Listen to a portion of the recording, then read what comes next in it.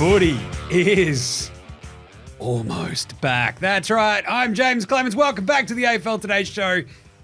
Gentlemen, can you smell it? It's not what The Rock is cooking, but it is. Season 2025. It's almost here, and joining me today for our favourite pre-season show of all are my two best friends in the world. Over there, that blooming ray of sunshine, Alex Donnelly. It is WrestleMania Season 2. Unfortunately, the final boss has not graced us with his presence, so I guess footy will have to do. Is the final boss Alex getting a brain, do you think, Stats Guy? No, yeah, there's too much wrestling talk already. When you started with The Rock, I'm like, oh no, he's going to go into his wrestling rants. But that's all right. We've got there eventually. And that guy speaking is, of course, Liam McAllion, the stats man, stats boy, the stats guy. This is an absolute cracking pre-season show. Why is that, I ask you, fellas? This is the season team wins over-under show. Oh, that's our favourite show. I love it. Yeah. There's nothing better. We started this show off a million years ago with the paddles. We had the red and the green, but over-under. We've come a long way. Yeah. Since then. Now, we're just going to talk it out. Yep. For every single team. This is it. Like, how is every team going to go? What's the biggest yeah, for all of these teams? Where do they end up? We've broken down all 18 teams. Today, we're just covering the first 9. I believe we're going to go, because we have such a staggering lack of imagination, we're going to go alphabetically. What's that? Adelaide-GWS? Should have done reverse ladder position. Let's just not make it confusing. I'm happy with alphabetically. Reverse ladder position would have sucked. It's like, hey, here's all the bad teams. Yeah, the first show's all the bad teams. So this stinks. It's like, yeah, because they're bad. Anyway, so for every team, we're doing their season total wins over under. It's very, very basic, very, very simple. Mm-hmm. Do you think this team wins more than this total? And it's, 12 and a half, 13 and a half. You will never hear this on another podcast, by the way. No one Over-unders. does. No one else does over-unders. We do it better than everybody, though. That's the thing. HR said no paddles this year due to potential, weapons. Yeah, I got hit. I'm pretty sure Stats last got time. one So thrown I at him banned. last year. I hit all the paddles. Yeah. This is giving way too much of an insight into Alex's sex life. I'm just saying, jeez. Anyway, before we jump in, subscribe to our YouTube channel, follow AFL Today across all the socials, and get around this wherever you get your podcasts, of course. Can you smell it, though? Footy is almost. It's so close. It's almost back. Before we dive into the season total win over unders, Stats Guy has written down a bunch of news. Fly through it, Stats Man, quick. Alex had a few too. Tigers' number 1 pick, Sam Lawler, I'm pretty sure I pronounced that right, fractured his jaw in a preseason game versus West Coast. So that is brutal for the Tigers. They're like, oh, at least we got some, number 1, number 2, a few good high picks, and then he's not even playing possibly round 1. What'll he do? Talk S, get hit. Yeah. I mean, shouldn't the Eagles player be cited by the match review panel for pushing him into the contest? That was dodgy, yeah. If he doesn't do that, he doesn't get cleaned up. And also, Josh Smiley's already injured and Tom Lynch has had a concussion. So, good start to the season, Richmond. No good. We got the Cats, Cam Guthrie. The man, he just gets injured. He's clogging up the list, I think. He's going to miss the start of the season with an Achilles injury, and he's going to have surgery there. You got Jamara back at training. He will miss the start of the season. Still needs to build up fitness, but good to see him back at training. Still don't really know what's going on there. We were talking yesterday. You're like, have we heard anything? I was like, no. Like, usually in the AFL world, you hear something. But we haven't even heard anything. We'll get to that when we cover the Western Bulldogs tomorrow, or Friday show. So, yeah. Alex wrote down, what is it? Tom Green, 4 to 6 weeks with a calf. Oh, that's brutal for the Giants. Yeah. That's probably their best player. Charlie Curnow, Jim, knee surgery. Jeez. Clean up. They said that he's back for round 1, but he's fine. It's clean up. Knee surgery 3 weeks before the season starts? It's fine. Let's move on. I've got zero problems with this. Yeah, I was going to say you would like that. I definitely slept all of last night. No problems. And then the last 2 in the news to Alex. Do you want to cover them? You were all over them. Yeah, so Channel 7 and Fox Footy yesterday both released their commentary lineups for the season as well. So basically because they will be going head-to-head on Thursday, Friday and Sunday. We found out what the Thursday night Fox Footy team was going to be. We knew it was Matt Hill who's going to join him.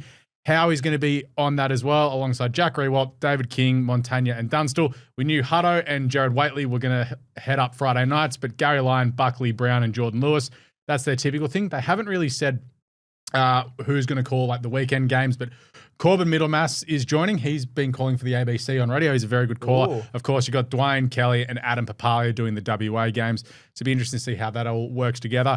And Hamish McLaughlin is back on Channel 7. BT has been shifted to Thursdays with Alistair Nicholson, and Hamish is calling with someone else. I don't have that in front of me. Hamish, the most beige man who's ever existed. He does well with the Oz kickers. He does great with the Oz kickers. And that's basically his like level of IQ, I reckon, at this point. It's like, here's a bunch of 7-year-olds. He's like, this is my people. So the interesting one is that they're putting Kane Corns and Dale Thomas on a show. Channel 7, that is. 4, that's a lot of brain cells. Yeah, so James Brayshaw and Alistair Nicholson are doing Friday nights. Nice one. And the big one, Bruce. Yeah. Bruce is back. Hosting. Yeah. So 10 games essentially throughout the season, right? 10 marquee games. Yeah. So 10 big ones, basically the same way they used him during the finals, right? They roll him out, go, it's Bruce, yay! And everyone's like, hi, Bruce. And he's like, I'm Bruce McAvaney. You're like, oh, it's just like it used to be. Which leads us into today's Yeah Nahs. Are you ready for some Yeah Nahs, gentlemen? Let's go. Do we need Bruce in 2025? Yeah, nah. Yeah. Absolutely. You go, Alex. Cowards. Well, you don't absolute reckon? cowards. We do not need Bruce McAvaney in 2025. That's a hater it's right cute. there. It's nice. I do not care. We need... You know what happens? You know what happens when you roll out old timers time and time and time again? You know what doesn't happen? What? New talent doesn't get enough fresh air to actually breathe and actually take Bruce's place. Bruce is 1 million years old. We love it. And I like this role for him as a host. He's not calling games. That's fine. He won't even be on that long anyway. And it's fine like to host bits, but I don't even really, like I would rather see someone take that spot and really run with it and become the actual proper new Bruce. And we are not there. And it has been one of the worst and biggest holes, I think, in AFL coverage for probably the last 5 years of not having like that actual sort of absolute top tier, top notch, do everything, be everything, knock everything down, never a problem, nail it on the head, commentator, host, do everything guy. They tried to turn Hamish into that. They tried to, and he was horrible. I think a lot of the younger guys, though, aren't good. Like, it sounds like, I feel like we're talking about the cricket, and Cricket Today Show, we're talking about that, but I don't know, I feel like they've just got Bruce, because like, I can't see any younger guys doing that. So cricket is actually a really interesting point, because after post Richie Beno, they really, really struggle with cricket in Australia, right? They had Mark Nicholas. And I don't think they've even really covered that off properly yet. No. Like they've really, really struggled. And I think footy might have a Bruce problem. No, it's not footy. It's also Australia-wide. You look this morning, the Champions League's on. We roll out Bozza and Craig Foster again. Yeah. Everyone's heard they're from good, them. I reckon. But yeah, but it's the same people. There's no one new coming through. It's not so much the same people. They're still at least young. And they're still vaguely relevant. Their 50s. Like Bosnich at least has played at the highest level. We get the Craig. He's been doing stuff for a million years, right? The thing that Bruce is like his heyday was the 80s, the 90s, the 1000s. We're in 2025. But the thing is, Bruce is a savant. He has all the information in his head. He knows everything, and he actually draws you in and makes you want to watch, rather than some of these dudes just reeling off like stats or facts. He's just like, don't care. I would rather Bruce 5 or 6 games throughout the season, basically shepherding like somebody else. Like if they just go, hey Hutto, can we make you more fun, Hutto? Hutto's a caller. Hutto's a great caller, and this is it. McAvaney's a great caller. Hutto, I feel like there's just like, can we get a little bit more pop? Can we get a little bit of something here for just like a little bit more fun out of you? Can we get this for one of the other new callers? Can we get it for... You also need to realize that it has to be someone that works at 7 with Bruce. Doesn't matter. It's like somebody else in that like ecosphere, right? Very simple, I feel like. I feel like there should be like a shepherding process from Bruce here, rather than it's like, we've run out of ideas, we'll bring Bruce back. You're like, this is... Yeah. Where's Dennis Cobetti? Just bring him back as well. Like, what is the point? He's of this, retired. Right? Exactly. But this is also because Fox are going, Channel 7 are going head to head with Fox. They want to try and win the ratings battle. They think Bruce will draw in more viewers rather than over on Foxtel watching, Jason Dunstall, Gary Lyon, Sarah Jones, whoever else. You bring in Bruce and Mel McLaughlin, people may want to watch that instead. The big guns, Jim. I don't think it's going to work. I think there's going to be a point where you go, is this a big thing? Well, we've got Bruce, and you're like, he's so old. He's so old. Anyway, we should get into another year now. Watching racing every week. So that was a nah from me. It was a yeah. 2 years. From you two cowards. Are Carlton cooked with Charlie's injury? We're going to get to this in literally 12 minutes time with these timestamps. We've got a timer, yeah. We've got the timer on these yeah nahs for 4 minutes per team. What is that? 12 minutes and we'll get into Carlton. Yeah. Does this cook Carlton? If it's not, if it is serious, but I feel like more than anything, if you look at, he'll be right for round 1. He's not going to be absolute top notch, 100% for round 1. Like, that's probably not how it's going to go. What do you think? Yeah, no. Oh, I'll go, yeah. It's as simple as that. The Carlton need him. They need him to kick 3 or 4 goals a game, otherwise they're cooked. Like, you got Harry Mackay, he'll be up and down. He started well last season, then he sort of was very, like, roller coaster. That's what you're going to get. Whereas Charlie's just consistent. Yeah, I reckon they're cooked without him. Alex? I'm going to say nah, because he's proven in big games that he does nothing anyway. And that's what you need Charlie Curnow for, to kick goals in big games. His finals record is atrocious. It's not for finals. This is regular season. If you can't get to finals anyway, like, I don't think this specifically cooks them, but it's an accumulation of things so far, given you add in Sam Walsh and everything else. I don't think this specific injury cooks them. Fair enough. Sure. And the final one. Are the changes to the commentary teams and the coverage enough? Like, you just mentioned them all, Alex. Like, is it enough to really breathe a bit of fresh air into AFL coverage? Yeah, nah. I'll go, yeah. Just, I feel like we needed a little bit of a change. I don't think it was as bad as everyone said. I think everyone sort of jumped on the bandwagon. Oh, it's like horrible. It wasn't horrible. It wasn't great. But I think, yeah, the changes are good. You get more of the bigger names on the big games, so it's good. So I think it's a yeah, because you've also seen that by Fox bringing in their own callers and coverage teams, you've seen 7. They're forced to act and change things up, which means, and they're good callers on their own, but we don't have BT and Brayshaw together anymore. Maybe in finals and grand final, that's fine. But, you know, if you bring them together for a game like that, that's okay. But by not having them together, by someone like Alistair Nicholson, who's coming through, who's a good caller, calling with JB, Nicholson can be the main play-by-play guy, with Brayshaw adding a bit of the colour play-by-play thing, because you don't have the two serious people going at the same time. It's the same with Matt Hill and Howie. Matt Hill is just going to be, is going to be the main caller, with Howie popping up for his stuff. And then you put the two guns in, Hutto and Jared Waitley together. I think there's enough there to say it's a good change. I'll be interested to see what the Saturdays are like. And for God's sakes, Foxtel, put all your callers at the games. Yes. None of this studio crap. I agree with that. That's my main thing. At the game, every game. So it's not enough. If they're not at the games, it's not enough. Are they at the games? But we don't know. I don't know yet. Yeah, we don't know. If they're not at the games, it's not enough. All right, fair enough. Simple. We got there. Right, let's do it. Are you ready? 2025. Come on. Season win, over-unders. Let's start with the very top. Let's go out west to take on the Adelaide Crom. The Adelaide Crows, over-under, 12.5. Stats guy, take it away. Oh, this was my big over-under last year. I think I would have said they would have finished about 15. Oh, they finished 5th. No, I said top 4 last year. You locked them. That was really, really dumb. I thought they would at least make the finals and then can push. I thought this team was really good. So I'm going the opposite this year. I'm saying they're going to go under the 12.5. So I'm going to say 11 and 12. They're going to go this year. They'll improve from last year. So then they got 8 wins last year. I think they're going to have 3 more wins. But they're just not up to that next level. So that was the year now that I put in here. Can they step up to the next level, lads? I don't think they can. Yeah, they can.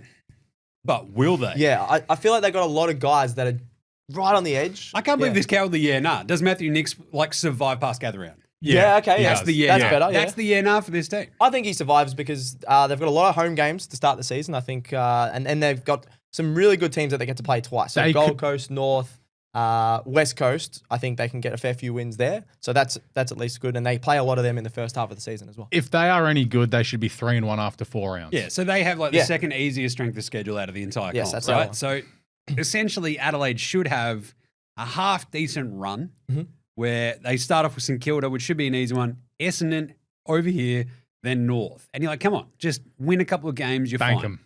Just lock in some They're going to win 2 of those, yeah. They got to win. They got to win the first 3 because then they go to Gold Coast away, which they're not winning because we know the rules of the 28th parallel. That's true, yeah. They're not winning Gold Coast. All right, but Statsman, so give us some more insight into Adelaide. Who are the make or break players? Who's the best young talent? What are you thinking? Yeah, make or break players. You can check that out on the socials that Leo's been putting up on AFL Today AU. Riley Thilthorpe, the thriller. We talked about last season, then he got injured, then he just... I think this is his year. 45 plus goals, I reckon he's going to kick. And he will be their catalyst. You've obviously got Rankin, he's going to go in the midfield. You've got the thriller. The thriller, if he can kick about 2 goals a game, I think then that's going to go with them a long way to getting a few more wins. You've obviously got Jordan Dawson, who had a really off year, Jordan Dawson. He was like their best player. Down. Very up and down. I think he can bounce back. I think he was a bit unlucky. I've chucked in the cult hero just because I love watching him play. Ben Keys, I think you guys love him as well. You were saying not a cult hero, but I think he is a bit of a cult hero. How is the cult hero not the fan favourite? Well, Lukey Pedlar, I love Lukey Pedlar, the fan favourite. You've got to get picked. You got to get picked, yeah. So he's in my team as the sub when I did the best 23, but Lukey Pedler. I hope he gets a game because he's a bit of fun, a bit of a live wire. You needed to have like a little annex here for Josh Rochelle as well. Just which way does Rochelle go, obviously, after being dropped towards the back end of last year. How he responds to that. Does he throw the toys out of the cot or does he come back really committed and prove us to be that player he's promised to be? Their forward line is like really exciting. This is what I said 2 years ago, and I'm like, oh, they're going to be really good because their forward line's really good. I'm not going to fall into that trap again because I feel like they're just a bit too inconsistent. But their forward line, if they're firing, can kick like 120 plus points. Just get Tex out of the way and leave Thriller in there. It's good. Yep. I thought you got the Fog. He can strut his stuff. Rochelle can at their best. Fog, Keys, there's a lot of dudes who could strut ass around that forward 50. Yeah, but they're just not consistent enough. Thriller, Keys, Fog, etc. And like you sort of build around this sort of stuff, and you should be able to kick a lot of Rankin will kick lot a of goal scores. A game. Yeah. I just don't know if the defense is good enough. I just don't know if really anything else is going to click. So I've gone under as well, Alex. I'm going over. I reckon they can make the finals. They do finish off with West Coast, Collingwood, and North. It's a good finish. So if they're in with like a bit of a sniff right at the end, you could actually almost bank them. If they start off well, they can obviously finish well. It's like what they do clearly in the middle. Their double ups are pretty, like the tough ones are obviously against Hawthorn, Gold Coast, depending on where they're playing them. Port, obviously, like in Adelaide. Yep. It's getting hard. But I don't know. I feel like under. You reckon finals? Yep. Finals. Nice one. Jeez, I don't know about that one. Oh, there we go. We timed it well. Yeah, very good. Brisbane, let's do it. Season total wins, over-unders for Brisbane. Your reigning AFL premiers, 14.5. That seems low. Take it away, Alex. Well, they hit the 14.5 last year with 14 wins and a draw, obviously coming from 5th to win the flag. As you said, over-unders 14.5. I'll get it out of the way nice and early. I think they're going over. I've got them winning 17 to 18 games this year. We didn't mention ins and outs in the previous thing. So the big out for Brisbane is Joey Ducketts. He's obviously retired, and Lyons is retired. In Levi Ashcroft, I'm not going to put a lot of the draft these in, but Levi Ashcroft was probably going to be the number 1 draft pick if he could have gone anywhere. You look at their double ups, a couple of tough ones there in Geelong, Sydney, Hawthorn. But they get the Dogs, Collingwood, and Gold Coast, of course, obviously 2 Q clashes. They kick off their season Geelong at home in opening round. Then they play Sydney and West Coast at home and then Richmond away. So they can get to 3-1, 2-2 to start. They're pretty happy. Their last 3 is great running into finals if you want to hit form. Swans at home, Freo and Perth, Hawthorn at home. So they've got... That's some tough... What are you talking about? That's tough. Crazy. But if you win those games, you are flying high with confidence. It's pretty tough to win all 3 of those. Yeah, but that's what I mean. If you come in with that... You're saying like it's a good prepreparation. If just say they're on top of the ladder and then they play some of these good and then you teams. get the week off. Fair enough. Right. So what is their year now? So their year now is, are they top 4 locks and are they going to go back to back? Top 4 locks, big year. I think their home advantage. They get the biggest home advantage. They get to play up at the Gabba. And they couldn't win at the start of the year. They couldn't win at the start of the year, but they had a lot of injuries and they had to literally change their whole team around. Yep. With a fit team, they should hardly lose at home. They're very similar to Gold Coast this year. They're just going to win at home and top 4 easily. Back to back. I'm not sure about back-to-back, but their team looks bloody good. Yeah. I think they're deep enough to easily smash this over. Oh, yeah. So I think they're a top 4 lock. Yeah. I think the question should be top 2 lock. Okay. Top 2, yeah. I think there's very few teams in the AFL that can beat this Brisbane Lions team. They're so deep that it's ridiculous. The only questions are how you replace Joey Ducketts. Yeah. Does the hippie... He has to stand up. Have like a big season, which is like one of those things where you're like, okay, well... If their best player is like Will Ashcroft versus, double Brownlow medal winner Lockie Neal, etc., the questions will be around the forward line. The questions were always around the forward line anyway. Yeah. And it stepped up when it mattered last year. Because their mids don't kick as like many goals as Sydney mids, for example. But they might. Because we've seen that with Cam Rayner and McCluggage kicking goals through the season. So I had my ladder range for them. Top 4. I think they're top 4 certain is their best player this year, Will Ashcroft. And we had a bit of a back and forth about this. You're like, really? You're leaving out a 2-time Brownlow medalist. I'm like, I'd rather take the bloke who won the Norm Smith in like games 21 or how many ever games he's played. He could literally be their best player by so far with a full preseason. It isn't funny. I think their rising star is his brother, Levi. That's pretty obvious. Awesome joy. Cult hero, Kyle Oman. He's probably already a cult hero anyway. But my big call is with everyone getting fit, because this is the thing we forget. They had 4 to 5 dudes out with long-term injuries during that season. So you've got Kitty Coleman, Duday, Link McCarthy, and Oscar McInerney obviously missed the grand final. And there's another one who I'm forgetting. I think Zorko's out of the team by July. I think he's out of the team. He gets Daniel Riched. That's just because you don't like him. No, but I think he gets Daniel Riched because Kitty Coleman is more explosive and offers more. And if Tom Doedee gets into this team as well, he's more solid defensively. So I think Tonko was really good last year, though. again, retire before the game leaves you. Oh, okay. So I think he could be in a bit of trouble because if he slows down a bit and Coleman hits form, he's in trouble. Because where does he fit in? No, okay. He's fine. Yeah. They started with Geelong and Sydney with round 0, but then they have the Eagles and Richmond bracketing a bye in round 3. Yeah. You are laughing, Brisbane. It's like, we've got a hard schedule. I think they're fine. I think they smashed the over. We are all going Over. Well over. over. Good Next timing. up, Oh, no. let's do it. Thank God we have 4 minutes. Carlton. Jim's put 12 minutes on the... Why is there 12 minutes on the clock, Jim? My beloved Blues. When I say beloved, I mean hated. Because, God, they just put me through the ringer. So last year they go 13-10. They land in 8th. Give up a 10-goal lead to Brisbane in the elimination final. I'm sitting there with my then 5-year-old son, who's in tears during the first quarter. Oh, His old man was in tears in the second quarter, and it was just horrible. It's a good way to learn. A big year nah, though. Their over-under is 14.5. The big year nah is, and I think this is what their over-under completely hinges on, can they stay healthy? Nah. You've already shown in the preseason that there's a few little issues and niggles because the thing with that is all of that equates to more playing time and more responsibility for other players as well, whose bodies over time have shown that they can't handle it. it's like all your best players... Except for Cripps. Except for Cripps are the most injury-prone players, like in the comp. You got Sam Walsh, you got Chera, Weeders. even De Koning's had fair few injuries. Like, if they're all playing the whole season, you go, Blues top 4 lock. But they're not going to play more than 15 games, I'd say, like each, because they can't. That's it. Their soft tissues ping like this. Yeah. That's the biggest problem for this team. So my prediction is 15-8 with health. And I think in my big call, it's like they're either 1st or 12th. Yeah, I saw your range ranges on this thing 1 to is 12. just on the socials. 1 to 12 for the Blues because if they stay healthy, they are a chance to be a top 4 team. That's fine. And we talked this out in the make or break episode last week. Top 6 is a make. Good job. Outside of that, it's a break.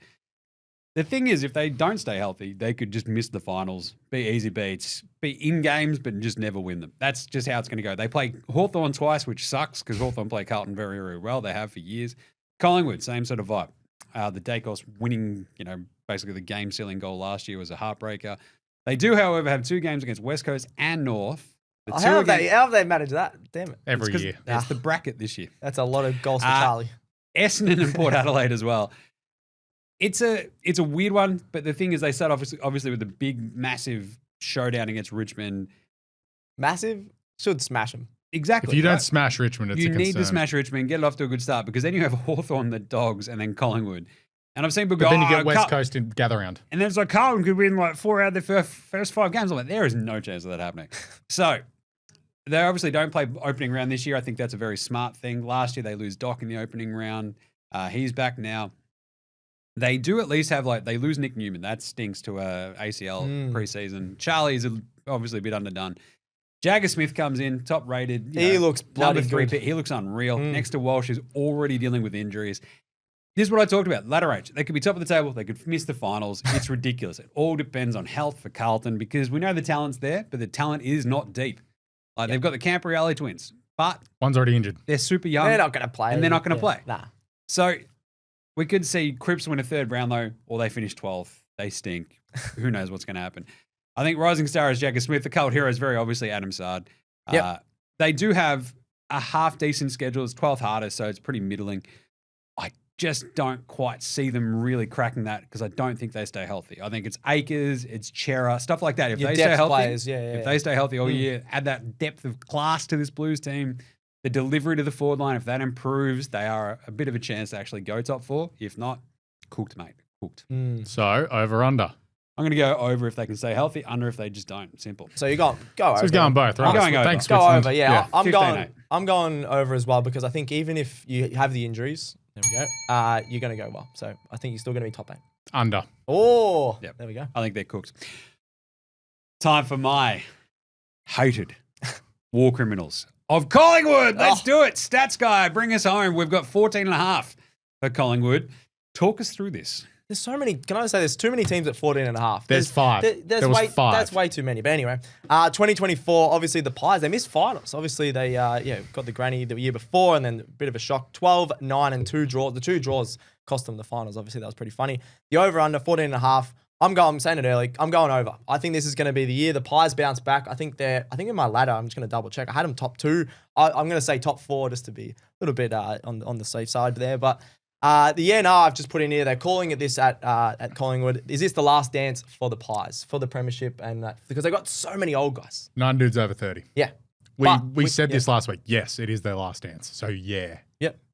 I think they're probably able to eke out like another year or two, just because you've got that Dacos, Houston. Yeah, Houston, I was about to say, yeah. You just have like a little bit of a top up of talent. That's why we need to talk about the ins for Collingwood, which is Houston, Perryman, Tim Membry. Yep. Exactly, right? And it's like, I think that sort of helps them push that window slightly open. So I don't know. I'm going to say a last dance. Okay. But I think this is a chips in year. But I think the chips sort of fall over to the side and fall into next year's bucket as well. Yeah. To a degree. I'm saying, for the last dance. They've got like the older guys. I think they're younger guys. They have probably 5 or 6 really good young guys. But then the rest, I don't like their sort of depth players. Some of the guys coming through aren't superstars compared to some of the other clubs. So I think they're not even B graders. Yeah, that's my point. They've got the guys that are on that next sort of level aren't as good. I think most improved I've put here on the socials. This one I was a bit hesitant on, but if he can get some game time, I'm going Dan McStay. They need him to kick some goals. I've obviously got Myercheck, who I believe is very underrated. I think Dan McStay can kick a few goals here and be their most improved. I'm getting some funny looks over here. You're asking for a guy that's on $800,000 a year that's 30 this year to be their most improved. That's a concern. He's injured. He doesn't play. But that's not improving. That's staying fit. I reckon he'll have his best season ever. How about that? That's most that improved. doesn't mean he's not the most improved. He's going to improve from last year. That's all I'm saying. My big Great. call. He's got to kick 9 goals to improve on last year. All right, a lot. He's going to kick 40 goals. How about that? He's never kicked above 30 in his life. He's going to kick 39 goals, to be exact. There we go. This sounds like a sandwich bet. Oh, I don't want to have a bet about Dan McStay. You're the one who put him in most improved stats, mate. I did. You're the stats guy. Oh, anyway, I'm going the big call. I'm saying the Pies to win the flag. I know I'm calling that early. I just think their list is just exactly where you want. Every team that's either in the grand final or win the flag are always in the top 2 oldest teams in the last, I think, 6 years. Yeah, Geelong do it. Brisbane were pretty old. A few other teams. Pies were really old when they won their last flag, so I think they're going to win the flag. Rising star, Leo's going to be looking at me funny behind the camera. I'm going Ed Allen. They're talking him up on the wing in pre-season. He had a game where he had 29 and a couple of goals on the wing last year. I think he's going to have a really good season. Best player is Nick Dacos. That's the one thing. Like, people aren't picking him in Supercoach because what's the plantar fasciitis. Plantar fasciitis. That's right, because you got that as well now. Yep. It's not fun. You and Nick Dacos are pretty alike. Yeah, we're athletes and we're both overrated. Yeah. I'll agree with the second part. And like hated by vast swathes of Victoria. Yeah, that too. But yeah, he's clearly their best player. And then the cult hero. Everyone always goes, who do we hate on this show? From Collingwood. Brad Maynard. But I'm going Bo McCreary. I like how he just, the pressure, the hair, just a bit of everything from Bo McCreary. Is you have cooked this. Most improved Dan McStay cult hero Bo McCreary. Isn't the cult hero his mother for the speech that one time? Oh, I don't mind that actually. Braden Maynard's clearly their cult hero. No, I'm saying from my because cult it's hero. quite literally, he has like a cult following because everybody else hates the dude. Yeah. But Collingwood fans will back him to the hilt because they're in a cult of just absolute lunatics and war criminals, i.e. they're Pies fans. Yeah. So over under as we run out of time. Yeah, what do you got? Well under. They missed the finals. I don't rate them at all. Their form at the back end of last year wasn't as good as some people say. I'm going to go to the hilt that they'll miss the finals again. What do you reckon, Jim? I got 14-9. I had them at 13.5 as the over under, but yours is 14.5. So I will go under. I had them winning 11. Jeez. Dust. Don't know about that one. I've still got them in my top though. So 14-9 gets them in the top 8. Yep. Next up. Yes, we've all been waiting for this one. The season win total over-unders for the Essendon Bombers. 9.5. Take it away, Alex. I noticed this doing the run sheet yesterday. 2024, they went 11, 11, and 1 and finished in 11th. So it's very a funny. lot of ones that Essendon got, but they don't get the ones that actually matter. Their over-under this year is 9.5. I will start it off by saying I've got them eking under just with 9 wins. For ins, they've just got a couple of draft picks. So wait, let's just slow down there. So you've gone under? Yep. 9 and 14. Okay. Yeah. Let's go. What have you gone? I've gone under as well. I've gone like 7 wins, I'm pretty sure, on Yeah. my ladder. I don't rate them at all. I've also gone under 9 and 14. I'm just like, I looked at their list. I'm like, oh, nah. Yeah. Literally I don't Just think nah. they're that, but I just think that there's all these other teams who are improving and they're Yeah. just sort of staying there. Some other seasons they could make finals, but So not this yeah, season. they've So- got no major ins. Like obviously the couple of draft picks with Kakao, obviously mid-season draft last year. Ed Hawley, El Hawley, sorry. Yeah. Out's a Stringer, Heppel, Kelly, Wiedemann, and Hine through retirement or trades. Oh, Nick Hine. Yeah, Colts hero. Nick Hine should have been the Colts missed hero. that. So what's your nah for them? So the nah for them, and this will lead into it, is will Nate Caddy be the next breakout forward in the competition? Because we saw bits and pieces last year, and we had this discussion a lot in the office. We're like, I hate how much Nate Caddy rules because he plays for Essendon. Yeah, he was one like of my- he looks really good. So he's my big call that he kicks over 30 goals in his second season, and he's obviously going to be their rising star this year. I think there's already a breakout gun forward on the Western Bulldogs who's already sort of breaking out even bigger than him. So I'm going to say nah, but I think he is really good. Yep. And it's a very, very annoying fact of life that Essendon have a wicked weapon like Nate Caddy. In my head, I thought you were saying Jamara, but you're saying Sam Darcy. Yeah, right? That's right. Okay, Yeah. cool. So- I'm going. Yeah, I genuinely think he's going to be like on that next level. He could push up towards Sam. He's really So, good, really good. Last year, the Bombers had the double ups with North Melbourne and West Coast. This year, Gold Coast, Sydney, Dogs, Richmond, Carlton, and Geelong. So they get the gift of Richmond. The gift. Yeah, it should be a gift. The banked win. Their first 4, Gold Coast away, Hawthorn at the MCG, Adelaide at Marvel, Port Adelaide at Marvel as well. Then their last 3 are Geelong, St Kilda, and Carlton. Conveniently, all in Melbourne. I think they have to go down the highway for Geelong, actually, which is pretty funny. Their fixture is 7th hardest, so it's harder than last year, and they can only manage 9 wins. They haven't got much better. I think Nick Martin's probably going to be their best player this year. I think they play him on the wing and forward of the ball. This halfback chippy stuff didn't work. When he actually rolled forward, he can kick goals and get a lot of the footy. It's the same as last year. They'll win a couple of games and we'll still be like, their underlying factors are they're not much good. Right. I also just looked at this and went, oh, no, we're going overs. I love this. We're when? backing Essendon of the Hill because they're unbeatable this year. Ridley, Parrish, Martin, can they stay healthy? That's what most of this entire season revolves around for them as well. Like Zerett's been incredible over the last few years. Yeah. We get this, but it feels like the ceiling is just the roof. But if he was that good last year, if he regresses a tiny bit, they're cooked. Who's that? Merritt. Oh, Merritt, yeah. Because No, he I was agree. so good last year. He was awesome. He was amazing. But he just carries them a bit. Yeah. We've got a lot of midfielders that just butcher the ball. Kyle Langford could be better can be better than what he was last year as well. So there are little bits of improvement, but you just look at it and go, it's like you're relying on Nate Caddy, but then it's like, Nick Cox, Brian, Harry Jones lifting. Like there's just like, it's like just dudes, like not a gun. Yeah, true. It's tough. Stats guy, what are your vibes just on this team real quick? Oh, I hate Essendon.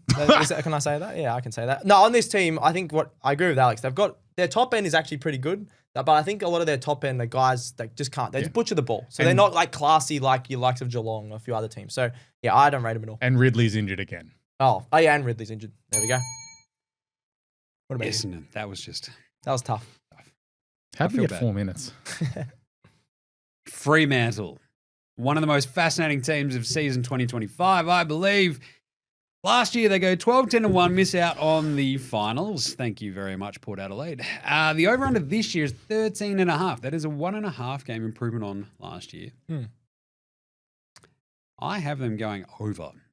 I think I think as you look at footy media, including perhaps this show, there is like a undercurrent of Fremantle optimism. And then Saturday night happened. The All-Stars, we're going they to play. didn't try. We're going to play a vanilla footy. Oh, yeah. Coming from the most vanilla coach in the league as well, it was certainly Justin something. Longmuir. The big question is, though, they went 12-10-1. This year, the big nah is, can you win a fourth quarter, Fremantle? Yeah, nah. Yeah. Surely, yeah. Because yeah. you said, can they win a fourth quarter? Not how many. Yes, they can win one. One. So, yeah. It's the royal fourth quarter. That's where we're at. just one fourth Just quarter. one. Royal fourth quarter. They'll be better in the fourth quarter. They've stocked up. They were a bit stiff on a few games last year. I think they'll go really well. So they have a tough-ish sort of schedule as well, right? So it's the fourth hardest, I think, overall. They have double ups against Sydney, the Western Bulldogs, which is, I feel like that's just mandated each year that they're just going to play the Dogs twice. It's Yeah. weird. Yeah, it's because of our old mate, Rory Lobb. Collingwood and Port. So pretty interesting ones there. And the other ones are like West Coast and Kilda. So you have these moments where you look at Freo, you go, right, their schedule's pretty tough, but you think about them at home. You think about their games against West Coast at home. They should feasibly win both of those, but as we saw, I think last year they dropped one of them. They've got their away game against North at home. That is, why are we doing that? So they don't have to travel. Money. Also, I don't agree with fourth hardest. I know a lot of sites are saying that they've literally got, I think, 13 games at home. Then they get to play Richmond and Gatherdown and us at home as well. So I don't understand that. So that's kind of why I went with the over the 15 and 8. And I think I have a raft of teams sort of in that 14 and 9, 15 and 8 swedge. It was the same as last year. Parity is king this year in the AFL. It was last year. And I think we're going to see more of this. I think Freo have a really, really talented list. When you go top to bottom, you look at it and go, geez, they've just got some dudes. Just some dudes. Caleb Strong, Andy Brayshaw. You get their big in, obviously, Shea Bolton, right? He just gives their forward line an extra sort of weird element of explosiveness, spark. Well, when they need something, he can do it. The rising star for me is Josh Tracy. My big goal was that he finishes in the top 3 of the Brownlow. Nice. Coleman. Brownlow as well? Why he not? Can do it. Top 3 of the Coleman for Josh Tracy. I think he can absolutely kick a swag. I think if he and Jai stay healthy, they are rolling and that you got team. Bolton nipping around at the heels. Exactly. It's the perfect setup. It's really, really, really, really cool. I think Luke Jackson is their cult hero perfectly. I love his hair. What about their most He's handsome 23. player? He's 23. It makes no... How is Luke Jackson 23? I feel like I'm 400 years old if he's 23. It makes no sense. He's been in the AFL for 14 years. How is he 23? It makes no damn sense. But still, I'm smashing this Freo over because, I've seen a 12.5. It's already gone up to 13.5 in other places. I'm going over. That's guy. Yeah, this is my lock if we were doing locks like you did before, Alex. I think they're going to win 16, 17 games. They look so good. I was surprised that sort of everyone in the media is talking them up. There hasn't really been people going, oh, they're not going to be that good. Purple Haze! Yeah, but I feel like, I don't know if that's going to get to their heads, but I genuinely think they'll be top 4. They are the vibiest team of vibes this offseason. Cool kid, cool. I don't know, they got a lot of cool Good dudes. song. Good song. Not a good song. We're always leery of the preseason, or be leery of the preseason hype team. But I feel like this might be the one we go, poor. Last year was the Swans. Last year they had the dip, and it sort of sucked. Swans were the hype team last year. Best team we've seen in 200 years. So. And then they lost. All right, Alex, what was your over-under for that? Over? I went well over. I'm winning 16 games. Nice. All over. Fremantle. The hype is real. Perfect. Geelong. We're going down the M1 to Cardinia Park or whatever it's called now. GMHBA. Sure. Yeah, something like that. Taxpayer Park. Taxpayer Park. That's it. The over-under for the Geelong Cats, 13.5. Stats, I thought they were a 14.5 as well. I double-checked that one, 13.5, which I think's unders. I think they had 15 and 8 last year, obviously finishing 3rd. They just keep doing it, Geelong. Every year, they play really well. They're old, and then they get this guy, his 50th pick. Oh, he's going to, whatever pick Lawson Humphries was. 77. 70, exactly. They just get all these guys, and now he's going to be a future All-Australian. It's what happens when you have a good recruitment team, I wouldn't know about that. Yeah. You don't pick Will Phillips at pick 3. Yeah, let's not go there. We're talking about Geelong. It's also handy when you can just pay them under the table. Yeah. That's true. He's got a Cotton On sponsorship. Take all the money. And they have farms and all that, like we touched on last year. Talking about Cotton On, the end after this one, I think, is can Bailey Smith fix their midfield? Was it broken? Yeah, what was wrong with their midfield? As in, I'll say... they were a kick away from the grand final. Midfield. Can it give their midfield an element that it has been missing? Goals from the midfield. Yeah. Nah. Yes. Yes. I'm going to say nah. You're a hater. I actually don't mind him. No, I used to not like him, but I just think he's had so much time off. There's a lot of hype for a guy that hasn't played footy in, I think it's about a year and a half. 18 months, yeah. So I don't know if I think maybe next year he's going to come back and be really strong, but this year I don't Or he just really didn't rush his rehab last year going, I don't want to go hang out with Bevo in August. He went to Europe, yeah. Yeah, exactly. I'll just wait, get my money, and go to Geelong. Yeah, he had his hot girl summer. Yeah. It was great. That's Brad true. Summer. That's true. I think there's elements that Bailey Smith provides to that Geelong team that they are sorely needing. Yeah. And I think if he is healthy and is actually rip-wearing 100%, I love the headband. I'm all about the headband. Is he going to wear the headband? I am team Inside out. headband. Yeah. Give me team headband. That's what we're all about here. So headband, but not the sweatband that Aaron Norton wears. No, I'm all about Aaron Norton too. Okay. Love Aaron Norton. Yeah. Give me some flying doormats. Simple as that. Yeah, I like Love it. me some Bruce Dool. Bruce Dool. They have a pretty hard fixture, I think. They've got to play Brisbane, St Kilda, GWS, Port Adelaide, Essendon and Richmond twice this year. So obviously you got Richmond's pretty easy, Saints pretty easy. Essendon, we still don't really know what we're going to get there. First 4, they've got Brisbane away, Fremantle at home, Saints away, Melbourne at home. That's actually bloody tough to 2 pick. and 2 is a good result. 2 out and of 2 that. is a pretty good result there. And then what else have they got? 5-day break. They got 1 5-day break. They got the equal 5th hardest according to some sites. I don't know. I think they're a little bit better than that. I think they got a pretty easy fixture. Most improved. A lot of people are talking up in midfield. One of the long-haired blonde guys that they have a million of them down in Geelong, Mitch Nevitt. I think he's going to be really good. He's short hair, is he? Yeah, producer Leo just I smacking swear you he back. used to have long hair. Who am I thinking Google. of? I'm thinking of someone else. One of the other long-haired dudes. There's a lot of young hair. Anyway, Mitch Nevitt, I think literally has very short hair. Used to. Anyway, I think he's going to be really good on the wing there. Rising star Lawson Humphries. He looks so good the back end of last year. I don't know how the hell they got him at pick 77 or something, Alex. That was pretty crazy. Best player, Tom Stewart. If he can stay healthy. Tom Stewart, that's a weird way of spelling Max Holmes. I think Tom Stewart's their most important player, so That I'm doesn't saying mean that's their best best. player. Most important is different to best. Tom Stewart is way better than Max Holmes. Max Holmes had one good year. Tom Stewart is Which literally was like 22. Which was last year. Tom Stewart is way better than Max Holmes. I'm not copping that from you two. I think people let me know I in the agree. Tom comments. Stewart is He's is way a jet. better. He's amazing. If you can tag Tom Stewart out of a game, Yeah. you're probably going to beat He's Geelong. their most important and he's their best player. Yeah. By a mile. And then Cold Hero, you'll like this one. Manna from Heaven. Shawnee Manna Manna. from I think he's going to go really well. Can I just throw one flag on their best player? Like we haven't mentioned him Who? because he's hanging out with his cows. Jezza. Jez is, yeah, that's true. Jez is better than Max Holmes If too. Jezza kicks There's 60 goals, like They've got 2 players Best better than Max player, Holmes. Tom Stewart. I think Geelong can't fans believe would he agree did with say me on Jezza. that. Nah, Jezza, I don't know. Geelong fans in I'm the going Tom comments, Stewart. please let us know who do you think your best player is and your most important. And why is it not Max Holmes? Or Dangerfield. Yeah, there we go. Anyway. So I'm going over. I think they're going to be top 4 again and go really well. I have them 14 and 9. Alex. 18 and 5, top 2. Top 2. Jeez, 18 and 5. Yep. Jeez, really? Interesting. Yeah, I think they're my premier at this stage. Wow. All right, 2 more. Let's do it. My beloved Gold Coast Suns, the team win total over unders. Alex, they went what? They went 11 and 12 last year. Their over under this year is 11 and a half. So You are joking. Come on. all they need to do is literally beat St Kilda away last year. They got their and most ever wins in a season. They do. They hit that over. So this year, their double ups are Essendon, Melbourne, Adelaide, Richmond, Brisbane, and GWS. Bring it back. So 11 and 12 last year. Over under is 11 and a half. So they literally want them to improve by a half win this season. Get a draw. But I was reading out their play twice before getting into the yeah nah because of it. But, well, let's do it. Let's just do the yeah nah at the top. Let's go. Ah.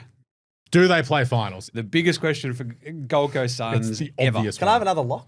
There in no way or dimension anywhere in the whole world are the Suns playing finals this year. They've got absolutely no chance. Their team isn't that bad, but all the other teams around them are getting better. No chance. That's a good social clip for Leo. Yep.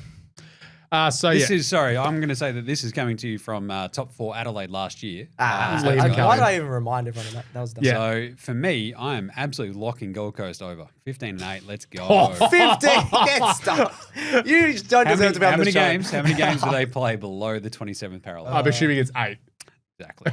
Really? No, but don't you have to play Brisbane? They've got one out in. I think they've got West Coast in the Coast matchup. That's below the 28th. That's a so I think gather round. That's a win. I I think they've got a win, I don't know. and I think they've got another win away too. So I think they get to 15. 15. Oh no, they've got North Melbourne in gathering. They got West Coast away in round 2. Exactly.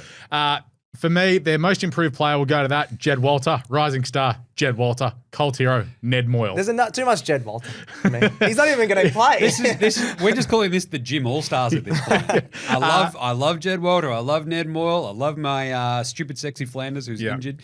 Noah Anderson, I love him as well. I am all over the Suns this year. So the ins that they've brought in, obviously they've got a couple of draft picks again through the academy, but their trading ins were the weapon, John Noble, and Dan Rioli, which does help them shore up a bit defensively and adds a bit of run and gun there. Their main out was Jack Lukosius leaving, going to Port Adelaide, which then allowed them to get Noble and Rioli in. So it all works out better because we didn't see the best of Jack Lukosius, and I think him leaving is probably the best thing for them. You have a look at their they've only got one Thursday game, which is one of their ones in Darwin, one 5-day break. They've got the equal 13th hardest draw, according to whoever did this, but this is the year. They play finals. My big call is they'll go unbeaten at home. And inclusive of Darwin. I don't mind them. How many home games is it again? Like 10, 11. Yeah. Okay. That's why I reckon they're going under, because they're only going to win those and then maybe win one or two away. So what do they need? 11. Yeah. So I don't think so. So if they beat West Coast away and Melbourne away in the first couple of weeks, like there is a vision here. They're not all going well that they're 4 and zip to start the year. and the lid's off. And then you could all jump on the bandwagon, which I'm already driving. Like, I'm like fanging along like it is a jet ski, and Jed Walter and Dimmer are behind me. Like, ding, ding, ding, ding, ding, ding, ding, ding. Banging through the waterways of the Gold Coast, just doing some sick jumps. It's going to be awesome. Then you can jump on with me at some point. But they beat Essendon to open up the season. They smashed West Coast in round 2. It's away, that West Coast game. They then played Melbourne. I'm not afraid of Melbourne if I'm Gold Coast. Go beat them. Go prove that you're actually belonging in this AFL. They host Adelaide. They can win that game. They go against North Melbourne and gather round. They then take on Richmond down here. They start the season 6-0. Book it. Gold Coast. We're going to the finals. They're gonna play finals. They're gonna make the grand final. Carlton will beat them in the grand final. It's gonna be an all Jim grand final. This is a good contrast social clip from me to Jim, I reckon. Simple as that. So anyway, I've got them going 13-10 and making the finals. Oh my God, you two! Wow. I said I wasn't going to do it again, and I've done it again. You did. And I hate myself for it. I love the Gold Coast Suns. I think it's just more heart than mind on this one. Anyway. We believe, Stats Guy. Yeah. You got a membership? To wrap up, the over-unders, part 1. The Greater Western Sydney Giants. It's a big, big sound, but is it? So 15-8 last year. They finished 4th. The over-under this year is 14.5. I have them 14-9. I'm going under because the big year nah for the GWS Giants is, did they hit their tipping point last year? Alex? Yeah. I've been big on this all off season. That's just because you go for Sydney. I'm saying nah. They've got Jesse Hogan. He's going to be right up there in the Coleman again. They've got so many guys. They proved last year they didn't have to rely on Toby Green. He wasn't even at his best. In the past, they would go, Toby, kick 4 goals, otherwise we can't win. I think their team is so well-rounded that they're going to go the over.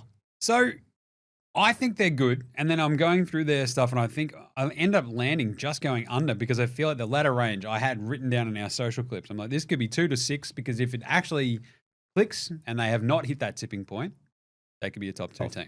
Top 2. They have a lot of talent. I just feel like the talent hit a point last year. We're like, this is very good. They're pretty deep, but I don't know they're deep enough. I think that defense is really, really good. Sam Taylor, Lee Collier and co. But to bring in Jake Stringer, I feel like, what are we doing here? It makes no sense. I'm not convinced of that at all.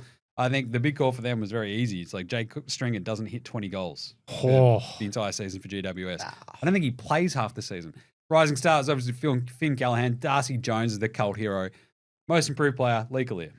Like, I think he's going to have to get consistent game time. He was fantastic at times last year, and I think the back half of the season was really, really, really good. It was great, yeah. The best player, the Tom Green versus Toby Green thing, I think Toby Green has now sort of hit a point where you're like, can he carry a team? Can he win games of his own boot like he could? Yes.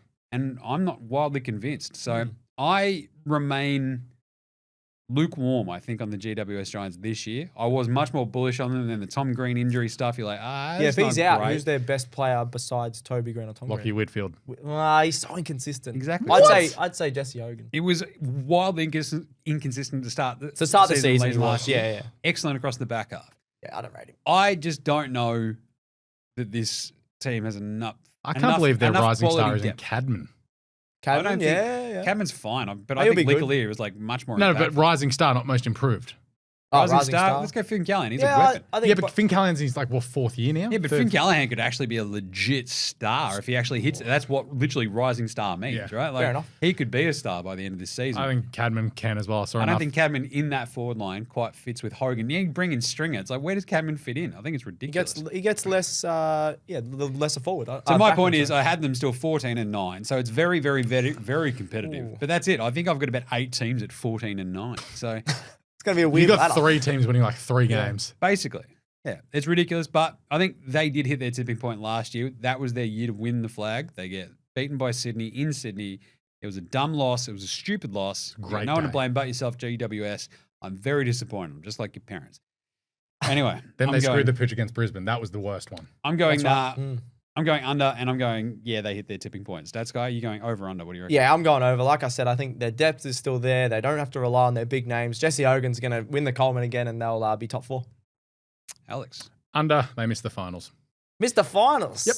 Oh. I can see that happening with my 14-9. As I said, I've got like about 8 different teams on 14-9. So I've got them 12 and 11, 11 and 12, and missing finals in 9th, 10th. I reckon this is the most different we've ever been on over-unders because the competition's so even. So Exactly. very So good to I see. actually have 1, 2, We're all 3, different. 4, 5, 6, 7, 8, 9, 10 teams between 15 and 13 wins. Jesus. Is that possible? Yes. It all adds up, stats guys. Okay. I am a math magician, but there you go. That is GWS. Right. And that will do us for the first part of over-unders. I love over-unders. There That was is fun. nothing better. That's the first 9 teams. So we will be back on Friday for the second half, which will be, I believe, Hawthorn through to Western Bulldogs. Yep. That's the final team when it comes alphabetically. Nailed it. So thanks for listening. Thanks for jumping on, Alex. Thank you. Thank you, Stats Guy. Thanks, Jim. And thanks, of course, to producer Gerald for doing actually all the work, and social guy Leo for, I don't know, reminding Stats Guy that Mitch never doesn't have long hair because Stats Guy just races towards Geelong players, I think. Wow. He's like, they all look the same. Can't be bringing They've got long blonde hair and headbands. Like, Stats Guy, watch a game of footy for once, would you? Now, remember to smash a like across all the socials. See us doing lots of fun stuff. Facey, IG, X, TikTok, and, of course, YouTube. And subscribe, star, and like all of our other shows. What do we got? Cricket Today podcast, NBA Australia, NFL Australia, hold all tickets, AFLW Today as well. Come up later in the year. True Blood's now in the family too. Part of the family, True Bloods. Dean Cox, yeah. Dean Cox first interview. That should be out Thursday or Friday. Nice. Get around them all like, I don't know, a Suns Blues final. What do you reckon? That'd be the granny. Yuck. That'd be the granny to break all grannies. I can't wait for it. All right, that's it. We'll catch you on Friday for more AFL Today over-unders. Until then, look after yourselves and remember, footy's almost back.